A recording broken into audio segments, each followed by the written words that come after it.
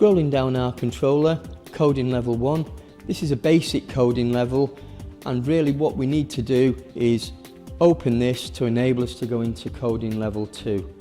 Scrolling down again, our fault history, where the last 10 faults are displayed, number 1 being the most recent. Scrolling down again, we have service functions. In here, things like filling the system, venting the system, the maximum output of the boiler, and also if we're on a multi-boiler system. Also in here, if we had LON connected, all this would be displayed in service functions.